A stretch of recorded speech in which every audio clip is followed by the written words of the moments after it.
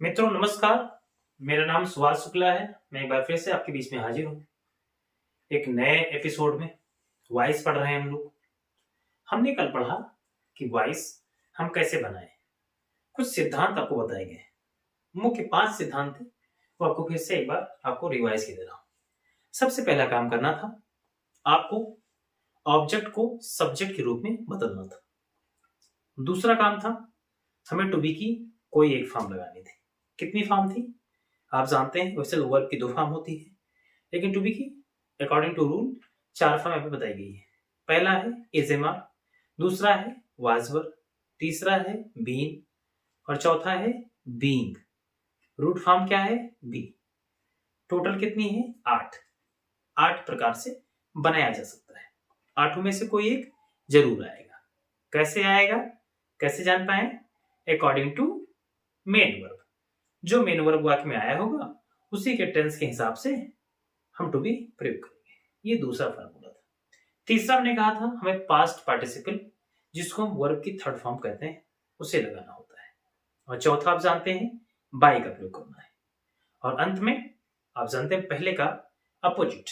पहला फार्मूला क्या था? ऑब्जेक्ट को सब्जेक्ट में बदलना।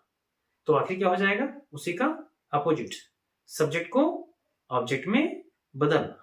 इतनी बात समझ में आई? एक एग्जांपल लेते हैं फिर आगे बढ़ते हैं।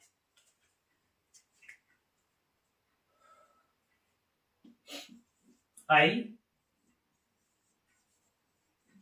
Play the cricket.